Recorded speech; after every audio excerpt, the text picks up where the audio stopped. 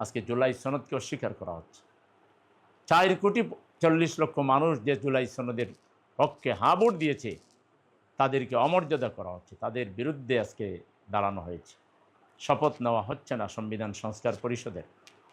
এই যে গতানুগতিক রাজনীতি, এই যে পুরাতন রাজনীতি, এই রাজনীতি দেশের জনগণ আর চায় না। নতুনরা এটা চায় না, এটা বুঝতে হবে। সরকারে যারা গিয়েছেন যেভাবেই যান না কেন, জনগণ কিন্তু আপনার গায়ের জোরে কী করতে পারবেন? আপনার কি হাসিনার চেয়ে তো খারাপ হইতে পারবেন? চেষ্টা করে দেখেন। হাসিনা যা করে গেছে এর চেয়ে খারাপ আর হওয়া যায় না। তা হাসিনাই সবটা করে গেছে, তাও পারে নাই, আপনারা কি পারবেন? হয়তো নিজের ভবিষ্যৎকে অন্ধকার করে ফেলবেন, নিজের ভবিষ্যৎকে নষ্ট করে ফেলবেন। আপনারা সুস্থ রাজনীতি করুন। একই অধ্যাদেশে নির্বাচন এবং গণভোটের কথা, আপনি একটা খাইবেন আর আরেকটা, একটা নেবেন আর আরেকটা নেবেন না, আপনার কথা হইলো? আপনি এটা বলতে পারেন যে আমি মাছের ঝোল খাইছি, মাছ খাই নাই, অথবা মাছ খাইছি, ঝোল খাই নাই। এইসব তো বলার কোনো সুযোগ নাই। আপনাকে পুরাটাই মানতে হবে, আর নাইলে এই নির্বাচন অবৈধ হয়ে যাবে।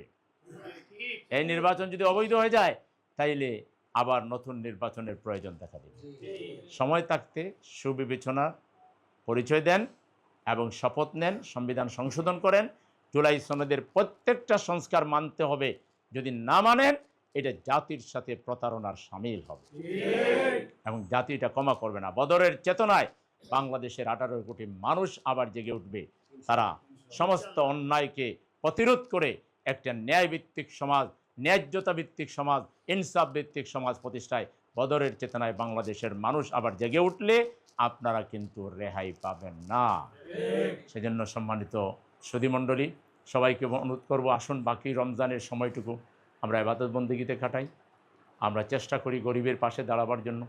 আল্লাহ রসুল রমজানে প্রচুর দান করতেন, আল্লাহ রসুল রমজানে প্রচুর ইস্তেগফার পাঠ করতেন।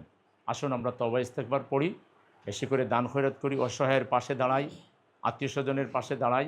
একটা মানবিক সমাজ বিনির্মাণে আমরা আমাদের জাকাত প্রদান করি, ফিতরা দেই, আমরা মানুষকে সেহরি খাওয়াতে সাহায্য করি। কোথায় কে সেহরি খেতে পারছে না, কে ইফতার খেতে পারছে না, তার পাশে আমরা দাঁড়াই। এই ধন সম্পদ কিছুই আমরা নিয়ে যাব না, সব রেখে চলে যাব। আমরা যা এখন বিনিয়োগ করব আল্লাহর পথে, এটাই আমাদের আসল পুঁজি, এটাই আমাদের আসল বিনিয়োগ, এটাই আমরা কিয়ামতের দিনকে পাব।